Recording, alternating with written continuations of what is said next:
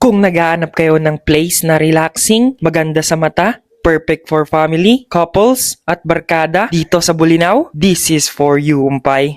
Today, nandito nga tayo sa El Pescador Resort and Hotel na isa sa pinakasikat na puok pasyalan dito sa bayan ng Bolinao. Kaya samahan nyo ako, tara, ikot ko kayo. Pagpasok mo pa nga lamang, ang ganda na agad ng vibe, ang linis, ang tahimik, tapos mapapansin nyo agad yung beautiful bougainvillea plants nila. Ang colorful, sobrang Instagrammable. Ang ganda mag-picture dito kahit saan ka tumingin. Kaya naman, isa ito sa pinaka nagustuhan ko dito, ang bougainvillea. Ang fresh tignan, parang nasa garden resort ka. Ang sarap maglakad-lakad dito, lalo na sa umaga or hapon, preskong presko sa feeling. Napakasarap kasing pagmasdan, lalo na kapag sobrang dami ng bulaklak, nakakawala talaga ng stress. And now, dumako naman tayo sa swimming pool. May dalawa kang pagpipilian, ang pang kids at pang adults. Malinis yung tubig, maayos yung paligid, at sobrang relaxing. Perfect talaga to kung gusto mo lang mag-chill, maglangoy-langoy, o mag-picture taking na rin. Lalo na kung family kayo, siguradong mag-i-enjoy talaga kayo rito.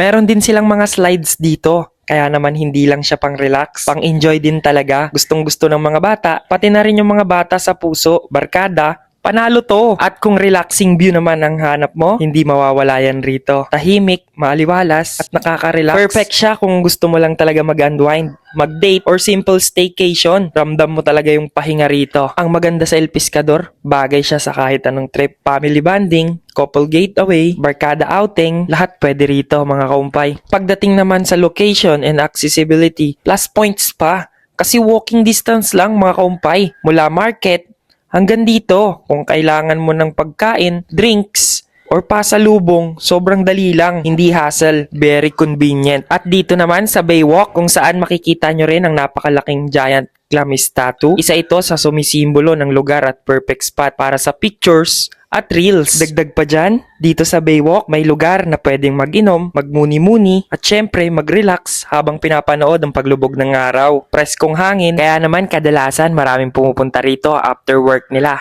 para mag-food trip at mag-unwind after a long day. At pagdating naman ng hapon hanggang gabi, buhay na buhay ang paligid dahil sa maraming street vendors na nagtitinda rito. May mga pagkain, snacks at inumin na swak sa barkada. O kahit solo trip mo lang. Kaya naman overall experience, sobrang mai-enjoy mo talaga kapag nagstay ka dito sa El Pescador Resort and Hotel. From the plants, pools, slides, relaxing vibe, siguradong mag-e-enjoy kayo dito kasama ang barkada or buong pamilya hanggang sa location. Solid talaga and more fun at the same time. O paano? So ayun mga kaumpay, if naghahanap kayo ng next staycation spot, try nyo dito sa El Pescador Resort and Hotel. Dito lang yan sa Bolinao, Pangasinan. Don't forget to like, share, and follow. See you sa next vlog mga kaumpay.